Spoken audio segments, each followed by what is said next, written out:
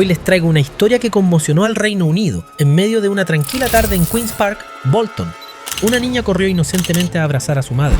Cuando ocurrió una terrible tragedia, una mujer desconocida se abalanzó sobre ella por la espalda y la atacó con un cuchillo delante de su madre, que no podía moverse. Un momento feliz se convirtió en una pesadilla en cuestión de segundos. Tras cometer el crimen, la mujer, despiadada y sin escrúpulos, huyó, pero la policía la detuvo rápidamente. What's your name? El Jonas Connor. El Jonas Connor. Okay. Where do you live? Right, just wait there.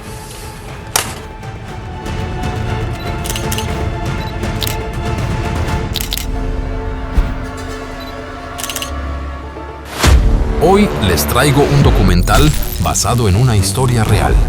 La trágica muerte de Emily Jones fue noticia nacional. Emily Grace Jones nació en Bolton el 18 de enero de 2013, la única hija de Mark Jones, un gerente de crédito, y Sarah Barnes, una abogada.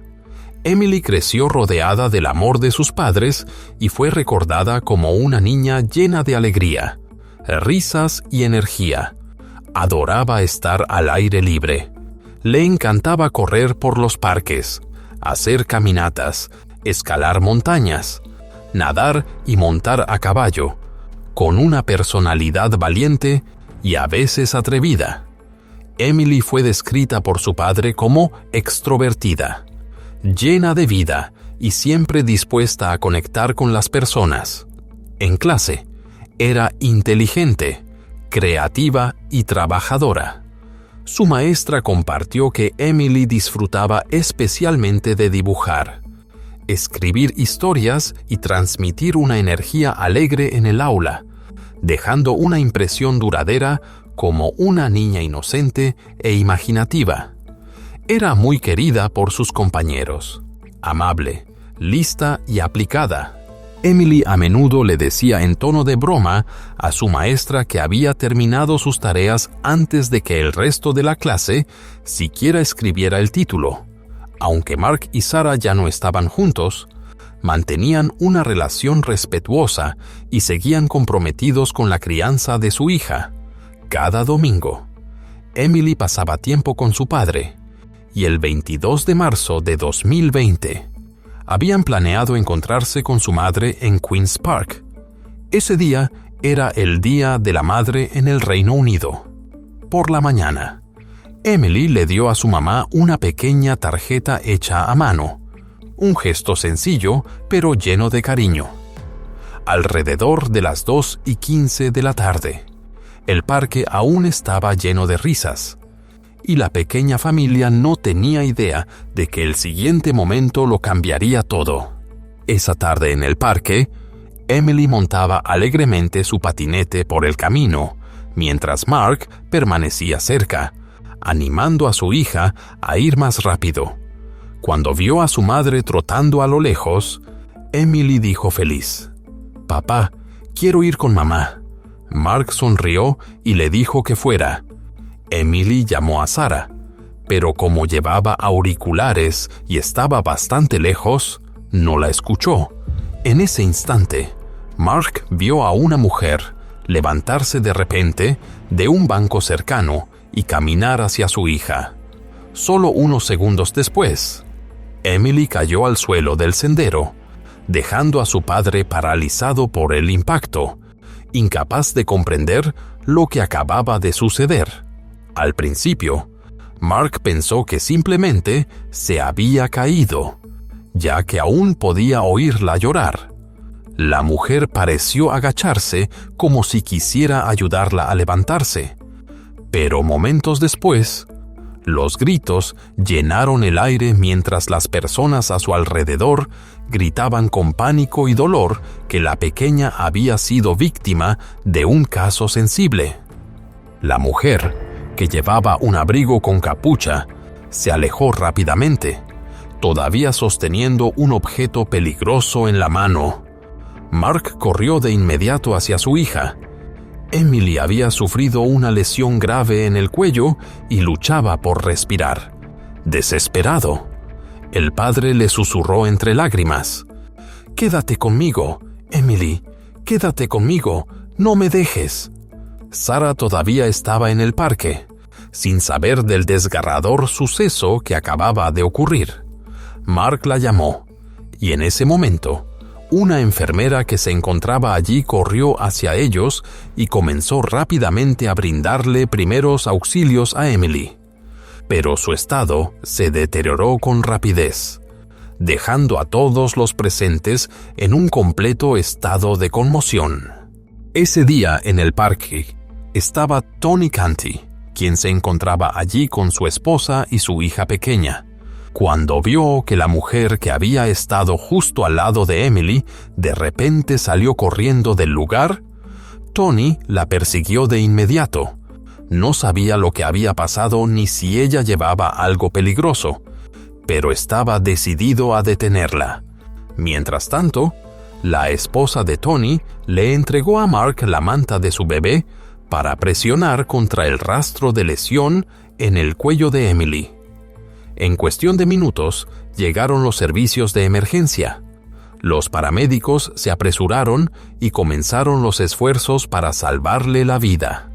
El primer socorrista en llegar se encontró con una escena desgarradora. Emily tendida inmóvil en el sendero, con su padre sosteniéndola con fuerza desde atrás, tratando desesperadamente de mantenerla en sus brazos mientras la esperanza se desvanecía. Emily había sufrido una grave pérdida de sangre. Perdió el conocimiento rápidamente y no mostraba un pulso claro.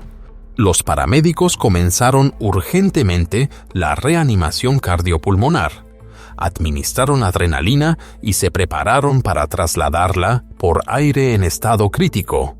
Durante ese tiempo, Tony continuó persiguiendo a la mujer sospechosa.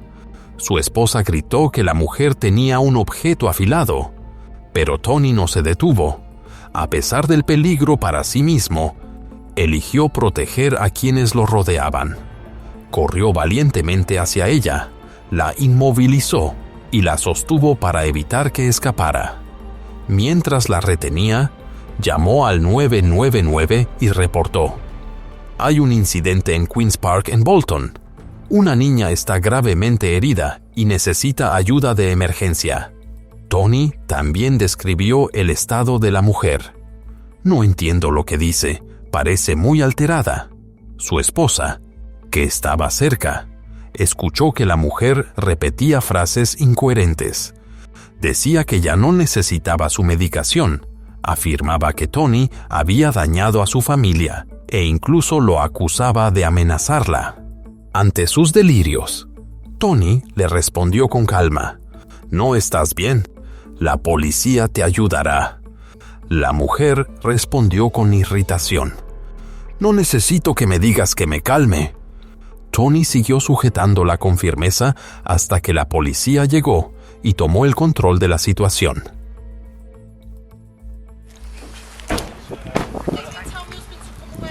Yeah. Hands. Take the bag down. Where? Let me take your bag off. Yes. Stay still. Okay. Hands behind your back. Thank you.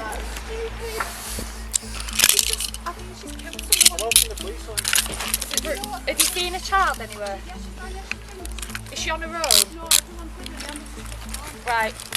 The child's down there. Get down there quick.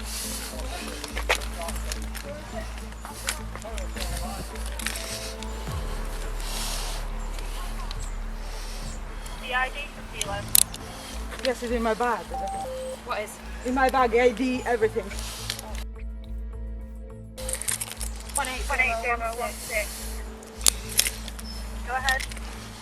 This female is now in court. She has said there's an ID in her backpack. What's in your backpack? ID and everything. ID. Yes, and the knife. And a knife. 15. That's a kilo. Yeah, I'm turning out now. 15. Right, the time now is 14:45. At this moment in time, you're under arrest on suspicion of attempted murder. You do not have to say anything, but it may be defensive. You do not mention something when questioned that you later rely in court, and if you do so, may be given evidence. Okay? Your arrest is necessary to protect vulnerable people and to ensure a prompt and effective investigation to this offence. Yeah. Okay. What's your name? El Jonas Connor. El Jonas Connor. Okay. Where do you live? Right, just wait there. Just confirm to me what's inside your bag. You can control. It's just no bumps, no nothing. No It's just bumps. my ID card. ID card. In my mom's ID card. Yeah. There's a knife, some water, some juice. Okay. Nothing. Okay, that's it. So there's That's nothing it. nothing that's going to in hurt the me, bag. no? No. Okay. Inmediatamente después, la policía instaló barreras alrededor del lugar, asegurando el área para la investigación. Agentes especializados llegaron rápidamente, comenzaron a recolectar pruebas y a reconstruir lo que acababa de suceder en el parque lleno de gente. Mientras tanto, Emily fue trasladada en helicóptero al hospital. El helicóptero aterrizó en el Hospital Salford Royal a las 3:27 de la tarde, donde el equipo médico ya esperaba para continuar los esfuerzos por salvarla. Emily fue conectada a un ventilador y se le administraron líquidos de forma continua, pero su frágil corazón no pudo volver a latir. A las 3:56 de la tarde, después de numerosos intentos fallidos, los médicos se vieron obligados a confirmar la desgarradora noticia de que Emily no había sobrevivido. El caso fue inmediatamente clasificado como una investigación criminal grave. Al día siguiente, Sarah enfrentó el momento más doloroso de su vida: identificar formalmente a su hija. Se realizó rápidamente un examen médico final, que concluyó que la causa del fallecimiento de Emily fue una lesión grave en el cuello. En una declaración desgarradora, la familia dijo: «Estamos devastados porque este acto de violencia aleatorio nos ha arrebatado a nuestra hermosa niña. Nunca tendremos la oportunidad de verla crecer y convertirse en la maravillosa joven que estaba destinada a ser. Es verdaderamente insoportable despertarse cada mañana en un mundo sin Emily. Y no podemos comprender por qué sucedió esto. Queremos expresar nuestra más profunda gratitud a las personas que ayudaron en el parque y nuestro más sincero agradecimiento a los servicios de emergencia por hacer todo lo posible para intentar salvar a Emily». La comunidad estaba en estado de shock. En la escuela donde Emily estudiaba, maestros y compañeros estaban destrozados. La directora dijo con emoción: «Quiero que todos sepan cuánto se quería a Emily. Siempre será recordada por todos sus amigos y por cada miembro del personal». La directora concluyó el homenaje entre lágrimas. «La partida de Emily ha dejado un enorme vacío en nuestros corazones, y la escuela nunca volverá a ser la misma». Mientras la comunidad aún intentaba asimilar lo ocurrido, la policía comenzó a construir un perfil de la sospechosa. La mujer arrestada en el lugar fue identificada como Eltiona Scana, de 30 años. Fue puesta de inmediato bajo supervisión médica conforme a la Ley de Salud Mental para su investigación.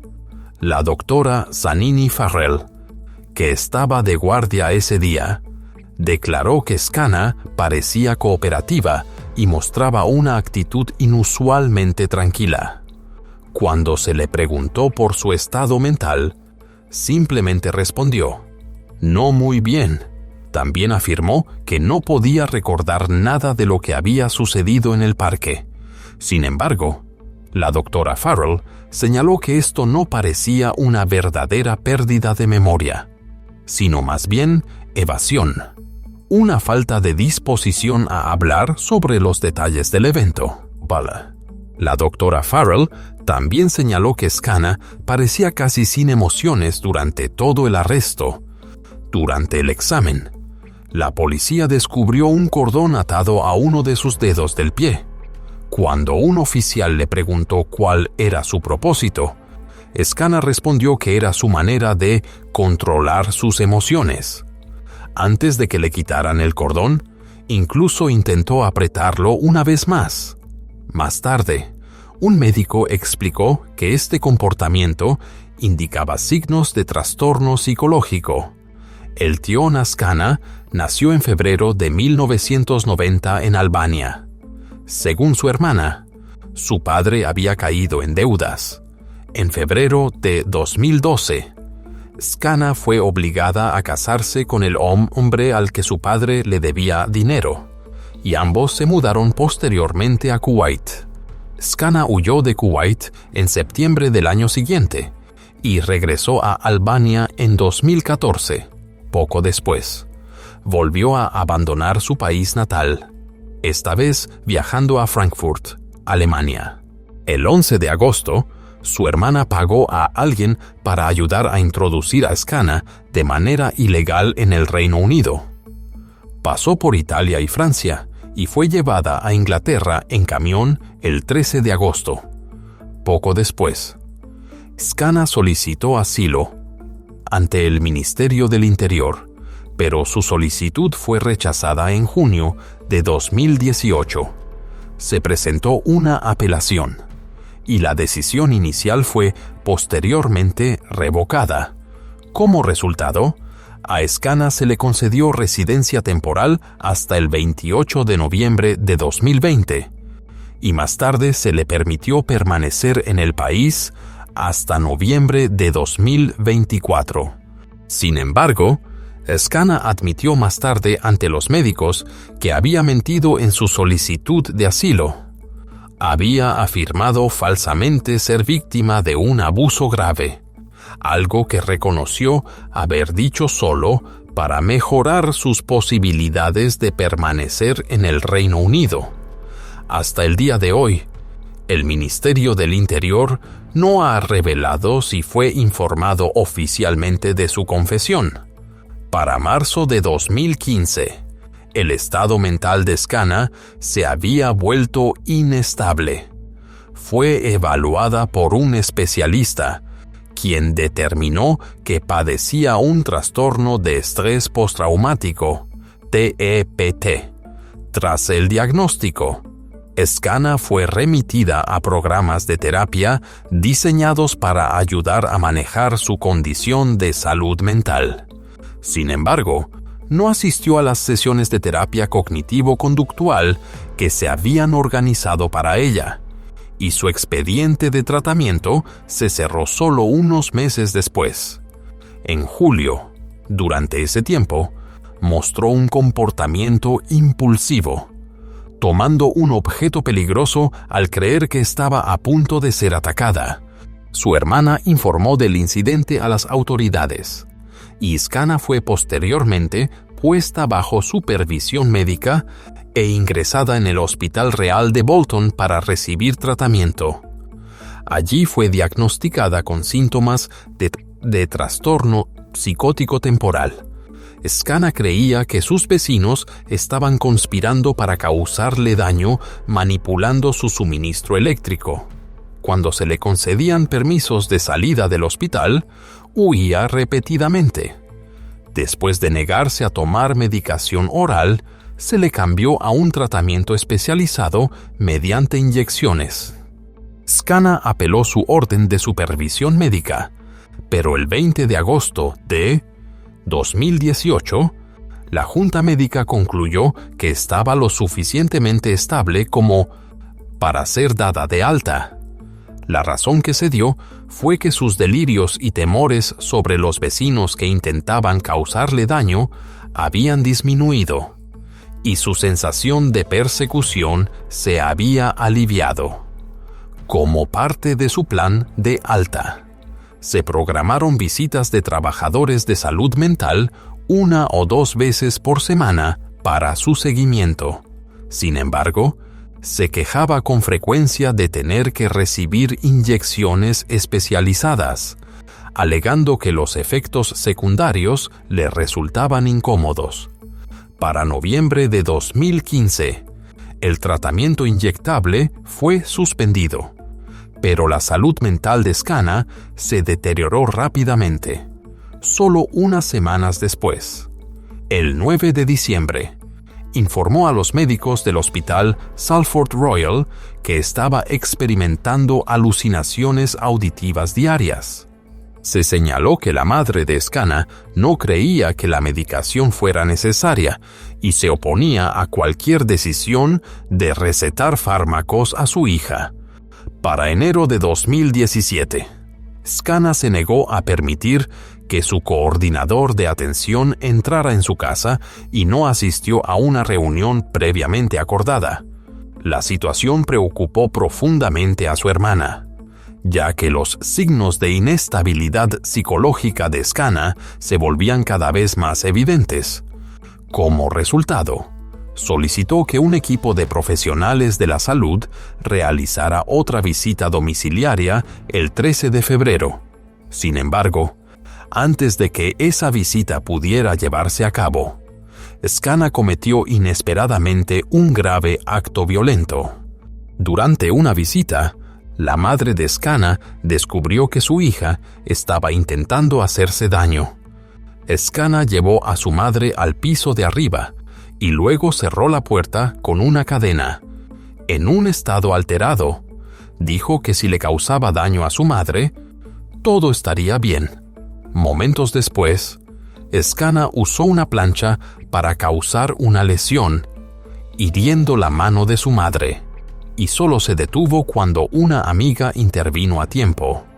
Fue arrestada y detenida conforme a la ley de salud mental.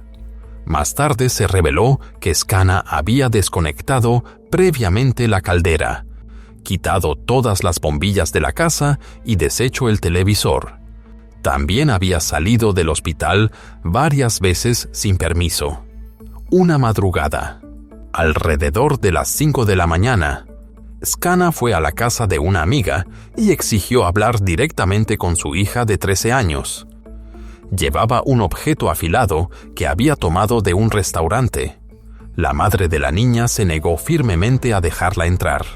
Cuando le preguntaron por su cabello, Scana dijo que se lo había cortado para controlarse y evitar causar daño a los demás. La policía llegó rápidamente y la llevó de regreso al hospital. El 4 de mayo, la junta médica determinó que el estado de Scana se había estabilizado y se le permitió ser dada de alta.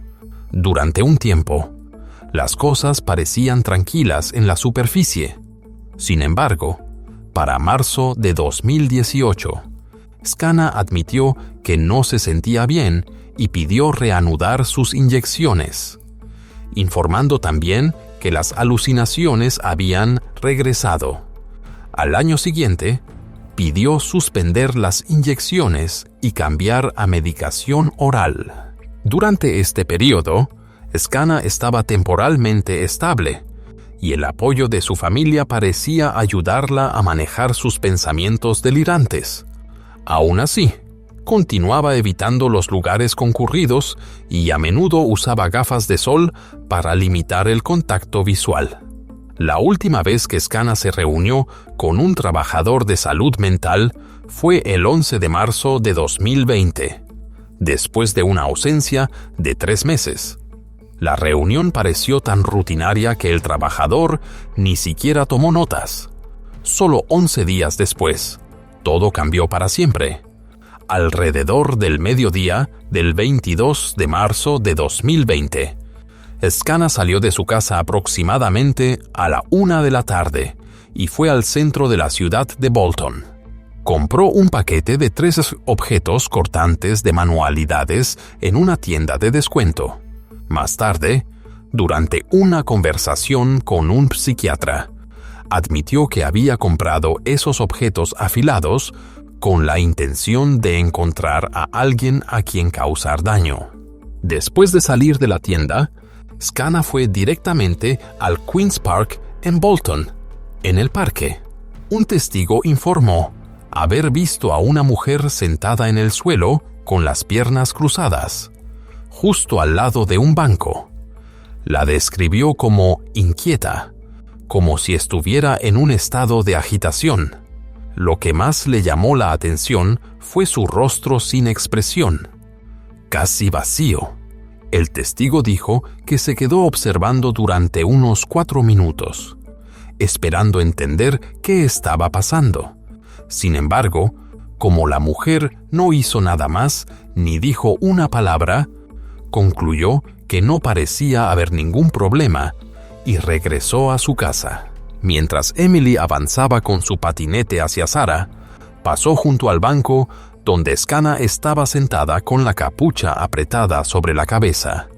En un instante repentino, Scana se levantó, agarró a Emily por el cuello y llevó a cabo un grave acto violento, causando una lesión severa en el cuello de la niña que la hizo caer al suelo. Más tarde, la policía registró el apartamento de Scana y encontró una gran cantidad de medicación antipsicótica, casi suficiente para un mes de tratamiento, que no había sido utilizada. Un especialista señaló que suspender abruptamente este tipo de medicación podía hacer que el estado mental de una persona se deteriorara rápidamente en cuestión de días. Scana fue acusada de 2 delitos: causar la muerte de Emily y poseer un objeto afilado peligroso. Fue puesta bajo custodia y programada para comparecer ante el Tribunal de Magistrados de Manchester y Salford el martes 26 de mayo. Durante la audiencia preliminar por el cargo grave en el Tribunal de la Corona de Manchester, el juez Richard Mansell, QC, expresó su más profunda simpatía a la familia de Emily. Se dirigió directamente a Mark diciendo: «No puedo imaginar el nivel de dolor por el que usted y su esposa están pasando en este momento. Tienen mi simpatía personal y sincera, así como la de todos los involucrados en este proceso judicial». Mark estaba presente en la sala del tribunal, mientras que Scana compareció por enlace de video desde el Hospital Psiquiátrico Rampton, una instalación de alta seguridad donde se encontraba detenida para observación y tratamiento. Scana admitió haber causado la pérdida no intencionada, afirmando que su condición de salud mental reducía su responsabilidad. A los fiscales se les concedieron 7 días para considerar esta declaración. Tras la revisión, decidieron proceder con un juicio completo por el cargo grave. Cuando comenzaron los procedimientos oficiales, el tío Scana enfrentó la acusación relacionada con la muerte de Emily. La fiscalía dijo al jurado que su tarea era determinar cuidadosamente si se trataba de un caso de pérdida de control debido a una enfermedad, o si Scana había utilizado deliberadamente su condición mental como una excusa conveniente por lo que había hecho. Durante el juicio, el tribunal escuchó pruebas de que, mientras estaba siendo tratada en el hospital, Scana tuvo una conversación con una enfermera en la que reveló que sus acciones, pesas, no fueron espontáneas sino premeditadas. Esto llevó a la fiscalía a argumentar que el incidente no podía considerarse accidental, sino más bien un acto deliberado con consecuencias graves. Además, el tribunal fue informado de que entre mediados de diciembre de 2019 y el 11 de marzo de 2020, Scana no tuvo contacto directo con profesionales de salud mental. Un informe médico leído en el tribunal afirmaba que Scana representaba un riesgo muy alto de causar daño grave, con potencial de consecuencias peligrosas para los demás. Los testigos médicos también declararon que durante su estancia en el hospital, mientras veía un programa de televisión infantil, Scana observó en la pantalla a una niña que se parecía a Emily. Este detalle respaldó aún más la conclusión de que había desarrollado una fijación y que posiblemente había elegido intencionalmente a una víctima joven. En el hospital, Scana comenzó a mostrar un comportamiento extraño. Estalló en una risa fuerte y le dijo a una enfermera: «Como dije, han pasado 3 meses. ¿Qué quieres que haga? ¿Llorar todo el tiempo?». Luego admitió: «Fue un acto deliberado. Me senté en el parque, comí paque y elegí mi objetivo. Hice lo que hice y luego intenté huir». Los testigos médicos señalaron que durante estas conversaciones, Scana no estaba tomando su medicación. El tribunal también escuchó que el 30 de julio, el personal del hospital la observó comportándose de manera extraña, diciendo a las enfermeras: «Tu cuerpo ha alcanzado tu alma y todos desapareceremos, pues». El doctor John Crosby, psiquiatra consultor, testificó que Eltiona Scana padecía esquizofrenia paranoide, una condición que le hacía experimentar delirios y perder el contacto con la realidad. Enfatizó que no había evidencia de que Emily hubiera sido seleccionada intencionalmente. En su opinión profesional, Scana se encontraba en un estado de psicosis severa en el momento del incidente. El doctor Crosby dijo al tribunal: «Este fue un acto aleatorio, extremadamente raro y trágico. En mi opinión, no puedo pensar en ninguna otra razón por la cual esto pudo haber ocurrido». En una declaración leída ante el jurado, Mark dijo con emoción: «No sé por qué pasó esto. Emily simplemente iba en su patinete hacia su mamá. Honestamente, no puedo explicarlo». Describió a su hija como una niña frágil, pero maravillosamente inocente, diciendo: «Apenas había comenzado su viaje en la vida, y su futuro fue truncado. Nuestro futuro también nos ha sido arrebatado. ¿Cómo podremos disfrutar de la vida nuevamente cuando la mejor parte de ella ya no está?». El tribunal también escuchó pruebas de un psiquiatra forense del hospital donde Scana estaba detenida. El informe concluyó que buscar una condena por causar la muerte no era realista, ya que su condición mental había afectado gravemente su capacidad para controlar sus acciones. Después de revisar todas las pruebas médicas, la fiscalía determinó que no sería justo pedir al jurado que declarara culpable a Scana del cargo más grave. Como resultado, el cargo de causar la muerte fue retirado oficialmente y se instruyó al jurado para que la declarara no culpable de ese delito. En su lugar, Eltiona Scana fue declarada culpable de causar la pérdida no intencionada por motivos de responsabilidad disminuida. El fiscal Michael Brady QC dijo al tribunal: «Esta no es una decisión que la fiscalía haya tomado a la ligera. Es una decisión cuidadosamente considerada, consciente de la sensibilidad excepcional de este caso. Tras revisar completamente todas las pruebas, la fiscalía concluyó que no había una posibilidad realista de obtener una condena por un acto intencional». Breaking news: a woman who killed 7-year-old Emily Jones in a park in Bolton in March has been sentenced to life in prison. Gerard Tubbs outside the court in Manchester, and she's going to be held in a secure hospital, Gerard. Yes, this is a truly appalling case, a really sad story. Emily, you may remember, Mothering Sunday this year, just before full lockdown, had gone with her father, Mark, to Queen's Park in Bolton. And Emily's mum, Sarah, was going for a jog there. They'd gone along to see her, and Emily had seen her mum and had asked her dad if she could scoot her off down to meet her. He said yes. She went off, calling to her mother. But unknown to any of them, a 30-year-old Albanian, Eltiona Skana, who was a paranoid schizophrenic who should have been taking medicine for that and hadn't been, was sitting on a bench, and Emily scooted past her. Skana jumped up. She had bought a craft knife in a shop, and she slit her throat and killed Emily.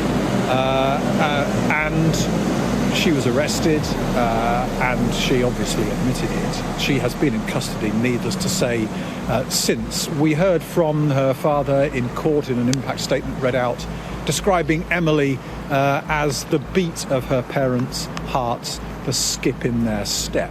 And the judge sentenced her, as you say, to be detained under Section 45A of the Mental Health Act. She has been imprisoned for life with a minimum of 8 years, but she will initially be treated at Rampton High Security Hospital. If she's deemed well enough to leave there, she will go on to serve the rest of her sentence in hospital. The judge said she had to be punished because she had made the decision to buy the knife. She had made the decision to kill someone. There was an element of culpability in her actions.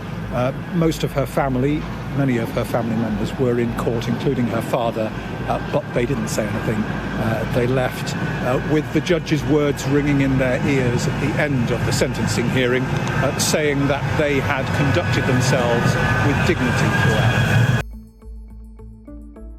En sus observaciones durante la sentencia, el juez dijo: "Las devastadoras consecuencias de lo que hiciste permanecerán para siempre con los padres de Emily y, sin duda, con todos los que la conocieron.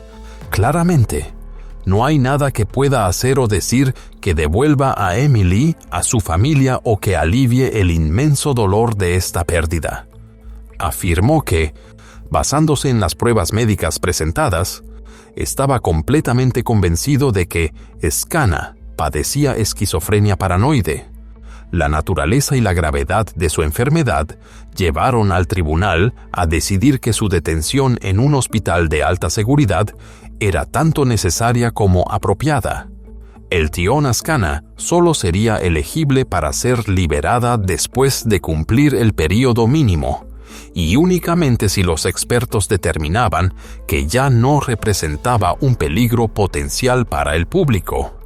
El juez enfatizó en su sentencia: "Si alguna vez se considera que no estás en condiciones de ser liberada, permanecerás en el hospital o en una instalación segura por el resto de tu vida". Más tarde, los documentos judiciales confirmaron que la sentencia mínima de Skana fue modificada, inicialmente fijada en 8 años. Posteriormente, se aumentó a 10 años y 8 meses tras una revisión. El juez explicó al público que el cálculo original había sido incorrecto y añadió: "Asumo toda la responsabilidad por ese error". Después de que la sentencia de Skana fuera aumentada, Mark declaró: "Seguiré luchando con todo lo que tengo para asegurarme de que permanezca allí por el resto de su vida, ya sean 10 o 20 años. Para mí sigue sin ser suficiente. En mi opinión, sigue siendo un peligro potencial para el público durante toda su vida. Realmente creo que podría hacerlo de nuevo a otro niño". En la investigación oficial sobre la pérdida de Emily, el forense principal interino Alan Walsh declaró: "En mis 20 años como forense, nunca me he encontrado con un caso que haya causado un dolor tan profundo y un impacto tan amplio". Añadió: "Esta es una de las pérdidas más desgarradoras a las que me he enfrentado. Perder a una niña de 7 años, hermosa, inocente, alegre, inteligente y cariñosa, en tales circunstancias, es una tragedia inimaginable".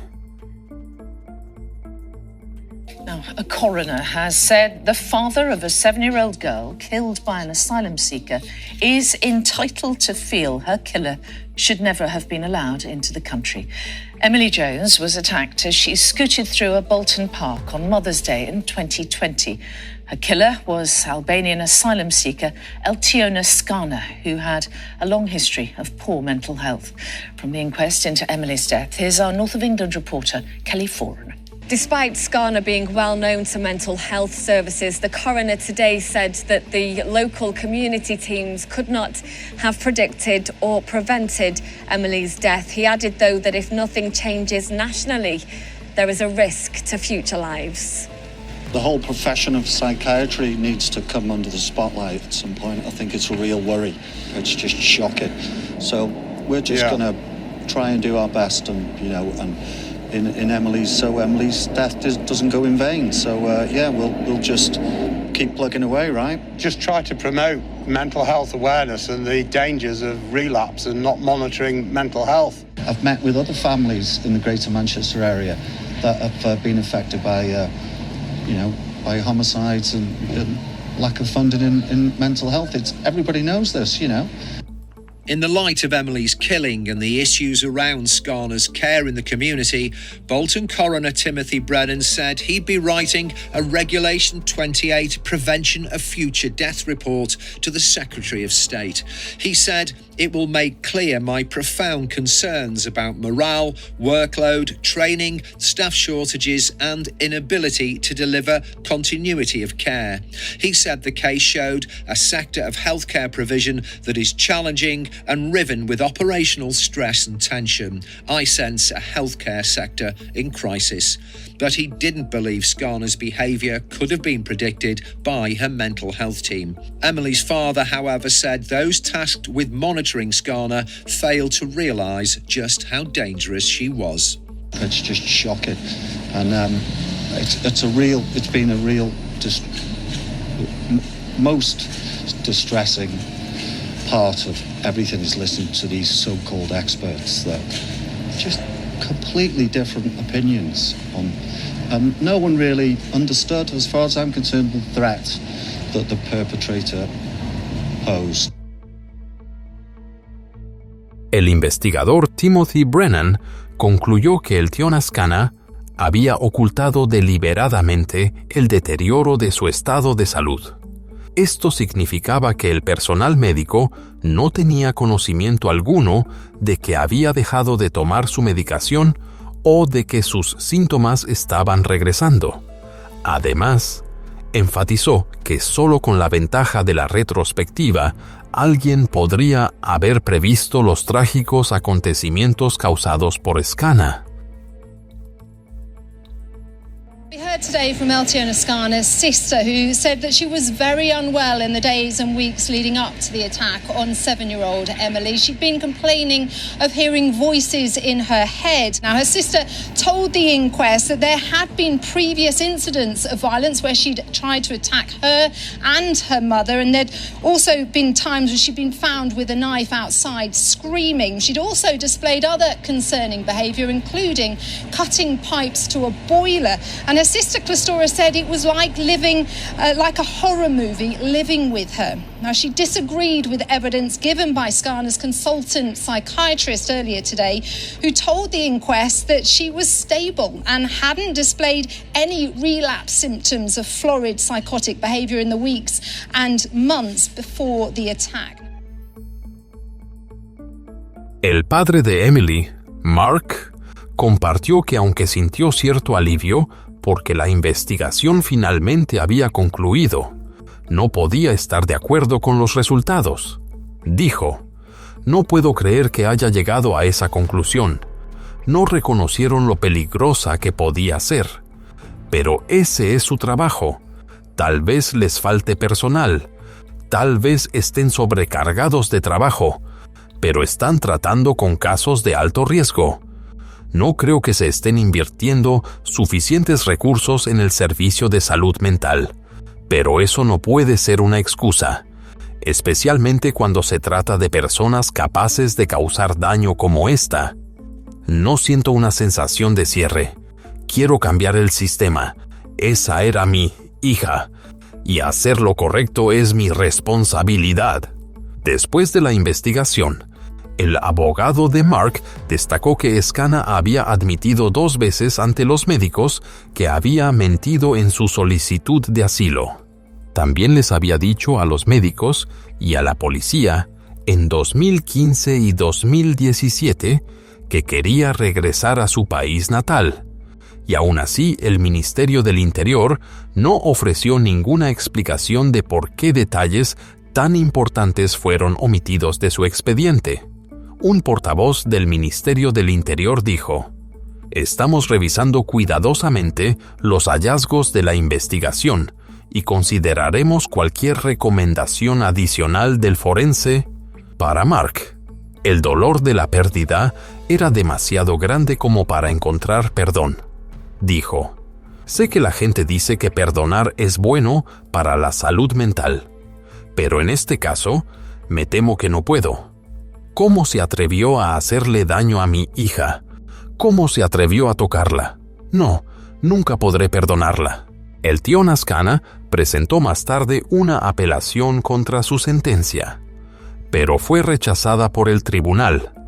El juez McCoo afirmó que existían pruebas suficientes que demostraban que Scana era consciente de que sus acciones estaban mal, enfatizando que su intento de resistirse y huir del lugar lo demostraba aún más. El padre de Emily, Mark, dijo que sus sentimientos no eran de felicidad, sino de alivio porque la apelación había sido denegada. Dijo: «Ella es una persona incontrolable y un peligro de alto riesgo, y los 3 jueces lo reconocieron hoy. Actualmente, el tío Scana permanece detenida y bajo tratamiento en el Hospital Psiquiátrico Rampton, el servicio de salud mental del NHS del Gran Manchester, la agencia directamente responsable de su atención y supervisión. Llevó a cabo una revisión exhaustiva del caso y de los fallos relacionados. En una declaración oficial, un representante del organismo dijo: «Tratamos incidentes como este con la máxima seriedad y hemos completado una revisión interna detallada. Aunque la evaluación identificó algunas lecciones que aprender para nuestros servicios, la conclusión final no encontró señales claras de deterioro en el estado mental o en el comportamiento de el tío Scana que pudieran haber predicho este trágico suceso». Sin embargo, NHS England refutó esa opinión. Afirmaron que la salud mental de Scana había mostrado problemas graves desde tan temprano como 2017 y que claramente representaba un riesgo potencial para la seguridad de los demás. En su informe, NHS England destacó: «El hallazgo más significativo de nuestra revisión es que la comprensión del organismo sobre los conceptos de riesgo era muy limitada». Tras esta conclusión, Mark exigió una disculpa pública del organismo. Dijo: «Es absolutamente ridículo. Solo están intentando desviar la responsabilidad cuando ella claramente estaba bajo su cuidado. Sabían que no estaba cumpliendo con su medicación, y aún así le permitieron tomar esa decisión por sí misma. Ese fue un grave error. Ella era, esencialmente, un riesgo latente con el potencial de provocar consecuencias importantes. Quiero que la desgarradora historia de lo que le pasó a mi hija se cuente por completo». Mark añadió: «No es que quiera que la gente sienta lástima por nosotros, pero esta historia debe contarse porque es una verdadera indignación. Después de la pérdida de Emily, la escuela a la que asistía anunció que se crearía un monumento en su honor. Se recaudaron más de 1,000 libras, y la directora dijo que se sentía conmovida por el gran apoyo que la escuela había recibido de la comunidad. Los compañeros de clase de Emily También participaron en el diseño de un jardín conmemorativo. El jardín fue creado para reflejar el amor de Emily por las actividades al aire libre y para servir como un espacio tranquilo donde las personas puedan acudir a recordarla. Mark se ha asociado con la organización benéfica 100 Families, una entidad que apoya a las familias que han perdido a sus seres queridos en circunstancias desgarradoras causadas por personas con enfermedades mentales, para abogar por un cambio en la forma en que se gestionan los pacientes data dentro de la comunidad. Compartió. Alguien me preguntó, ¿qué esperas lograr con todo esto? ¿No va a traer de vuelta a Emily? Es cierto, pero no quiero que ninguna otra familia sufra el dolor que la nuestra ha sufrido. No quiero que la partida de Emily sea en vano. En otro homenaje conmovedor a Emily, su madre, Sarah, lanzó una campaña en GoFundMe para recaudar fondos para el Bolton Lads and Girls Club, con el objetivo de ayudar a los niños a tener más oportunidades de aprendizaje, crecimiento y el apoyo que necesitan. La campaña recaudó casi 3,000 libras, convirtiéndose en una forma verdaderamente hermosa y significativa de honrar la memoria de Emily. Pero para su familia y todos los que la amaban, la vida nunca volverá a ser la misma. Emily era una niña brillante y de buen corazón, con un mundo de posibilidades por delante, un futuro que seguramente habría estado lleno de alegría, amor y grandes promesas. Sin embargo, en un domingo que debería haber estado lleno de felicidad, su vida terminó en una tragedia desgarradora. El impacto de esa pérdida es verdaderamente profundo, dejando un dolor que nunca podrá sanar. Como Mark y Sarah dijeron una vez, Emily era el latido en nuestro pecho, la energía en nuestros pasos y la razón por la que nos levantamos cada mañana. Queridos amigos, la historia de Emily Grace Jones nos ha dejado una dolorosa lección. La persona responsable de la tragedia, una mujer con un historial grave de enfermedad mental, que había mostrado repetidamente comportamientos peligrosos, nunca debió haber sido permitida a moverse libremente en la comunidad sin una supervisión estricta. Sin embargo, el sistema le permitió ocultar el empeoramiento de su condición, y el resultado fue que una familia perdió a su única hija. Pero la memoria de Emily no termina con la pérdida. Ahora se ha convertido en un símbolo de la responsabilidad que todos compartimos. La responsabilidad de proteger a los niños vulnerables, de exigir transparencia y de insistir en que los sistemas de salud, justicia y servicios sociales realmente pongan la seguridad de los niños por encima de todo. No podemos cambiar el pasado, pero sí podemos exigir un cambio para el futuro. Exigir un sistema de salud mental más transparente, más responsable y con una supervisión más estricta. Exigir responsabilidad a las agencias que debían proteger a quienes estaban en riesgo.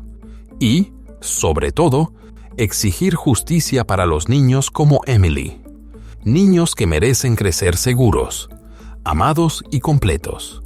La historia de Emily Grace Jones no es solo una tragedia familiar, es una clara evidencia de fallos graves dentro del sistema. Una persona con antecedentes de comportamiento peligroso, múltiples advertencias y declaraciones falsas reconocidas en sus registros de asilo, aún fue permitida a caminar libremente sin la supervisión necesaria. El Ministerio del Interior pasó por alto advertencias críticas. El Servicio de Salud Mental carecía de recursos, de responsabilidad y permitió que una paciente de alto riesgo decidiera por sí misma sobre su medicación. El resultado fue la pérdida de la vida de una niña de 7 años. La pregunta no es solo quién es responsable, sino también ¿Cuántas advertencias más se ignorarán antes de que este sistema cambie? Emily Grace Jones no perdió la vida por destino, sino porque un sistema no logró protegerla. El Ministerio del Interior ignoró las advertencias. El Servicio de Salud permitió que una paciente perdiera el control. Y el resultado fue que una niña de 7 años perdió la vida en un parque el Día de la Madre. Si permanecemos en silencio, ¿cuántos más niños tendrán que sufrir una pérdida así? Comparte esta historia para que la responsabilidad ya no pueda ser negada. Gracias por acompañarnos a lo largo de esta historia tan impactante. Si crees que la memoria de Emily y de otros niños merece ser escuchada, tómate un momento para dar like, compartir este video y suscribirte al canal. Cada interacción tuya no solo ayuda a difundir el mensaje, sino que también contribuye a construir una comunidad más fuerte, una en la que nos unimos para proteger a los niños vulnerables y exigir justicia para las víctimas. Deja un comentario abajo. ¿Qué crees que debería hacer la sociedad para asegurarse de que tragedias como esta no vuelvan a ocurrir? Realmente quiero conocer tu opinión. Y no olvides activar la campana de notificaciones para no perderte nuestros próximos True Crime Documentaries, donde seguimos arrojando luz sobre las verdades que necesitan ser conocidas. Nos vemos en el próximo video.